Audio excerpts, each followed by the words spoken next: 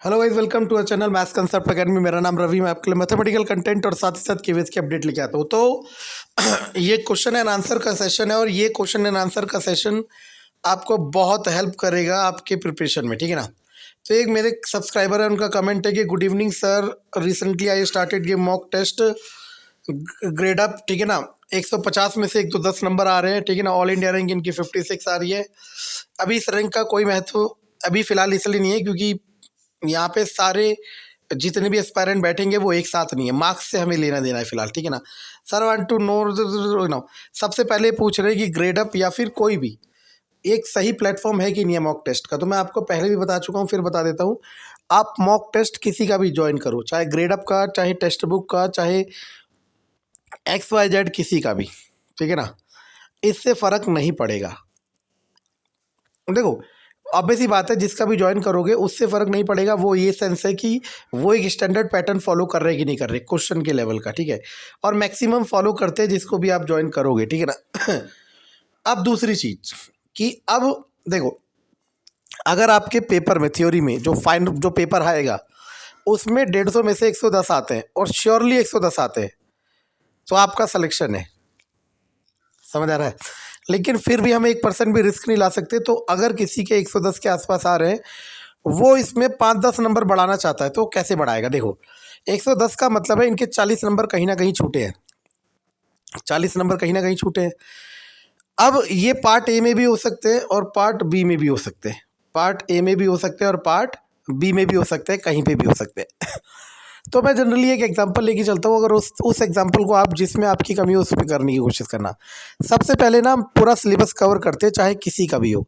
Science का ले लो, math का ले लो, रीजनिंग, इंग्लिश, हिंदी, सिलेबस। जैसे हिंदी का ही मान लेते हैं, ठीक ना। हिंदी में मैंने पूरा सिलेबस कवर करा और जब मैं मॉक टेस्ट में बैठा तो मेरे 10 में से 6 सही हो रहे हैं, कभी 7 सही हो रहे हैं, कभी 6 सही हो रहे हैं, कभी 7 सही हो रहे हैं। मैथ्स में मेरे 10 में से 6-7 सही हो रहे हैं, एवरेज यही चल रहा है, ठीक है ना। पेडागोगी में भी ऐसा हो सकता है कि आपके कुछ कितने परसेंटेज मार्क्स चल रहे हैं। फिर आप ना सब्जेक्ट को एक्सप्लोर करो। देखो, ऐसा भी हो सकता है कि हर सब्जेक्ट में एक एक दो दो नंबर अगर आप बढ़ाते हो, जनरल पार्ट में 5 सब्जेक्ट है ना, अगर हर सब्जेक्ट में 2-2 नंबर भी बढ़े तो आपके 10 नंबर तो ऐसे ही बढ़ गए, मतलब 120 आ गया। और 110 से 120 का मतलब है आप सुपर सेफ जोन में जा रहे हो, कि तब आपका सिलेक्शन डेफिनेटली होगा। अब ये 2-2 नंबर के लिए आपको क्या करना चाहिए, मेरे अकॉर्डिंग आपको सब्जेक्ट को एक्सप्लोर करना चाहिए। जैसे मानो हिंदी ले लो, ठीक है ना। हिंदी में आप सब करके जा रहे हो, लेकिन आपको पता है कि कोई पर्टिकुलर सेक्शन है जहाँ पे आप थोड़े से वीक हो और वहाँ लक बेस चल रहा है कि क्वेश्चन अगर आपका पढ़ा हुआ आ गया तो आ गया, अदरवाइज नहीं। आप उसको डिटेल में पढ़ो। जैसे मैथ्स की बात कर लेते हैं। मैथ्स में मान लो आपका सारा अच्छा है, लेकिन आपको लगता है कि यार प्रॉफिट लॉस ऐसा सेक्शन है जिसमें मेरे कभी कभी क्वेश्चन गलत हो जाते हैं। तो अब आप मैथ्स तो पूरा कर ही चुके हो, अब आप सिर्फ प्रॉफिट लॉस के क्वेश्चन करो। एसएससी सीजीएल को अपना हाईएस्ट टारगेट रखो, उससे बड़े क्वेश्चन नहीं आएंगे। और एसएससी सीजीएल्स के प्री वाले क्वेश्चन रखना बस, मेंस वाले नहीं। बाकी करने को तो आप किसी के भी कर लो, कोई दिक्कत नहीं है, ठीक है ना। ऐसे ही आप हर चीज़ में कर सकते हो, ठीक है ना। जैसे अपनी पेडागोगी में आ जाओ, ठीक है ना। मान लो साइकोलॉजी पेडागोगी जो आपका है, उसमें मान लो आपके पास क्या होता है कि आपका जो वैसे क्वेश्चन है, जो अप्लाइड बेस्ड क्वेश्चन है, वो आपके सही हो रहे हैं। लेकिन उसमें जो क्वेश्चन डायरेक्ट थ्योरी बेस्ड है, मतलब जो डेफिनेशन बेस्ड है कि ये किसने कहा, ये किसने कहा, उसमें आपका लक बेस्ड चल रहा है, उधर वहाँ आपके 5-7 नंबर कम हो रहे हैं। तो अब आप क्या करो, सेपरेट नोट्स बनाओ कि जिन्होंने, चाहे वो जो भी हो, ठीक है ना, पियागेट हो या जो भी हो, जिन्होंने भी जितनी भी साइकोलॉजिकल थ्योरी दे रखी है आपके सब्जेक्ट के अकॉर्डिंग, उसको एक जगह सब लिखना है।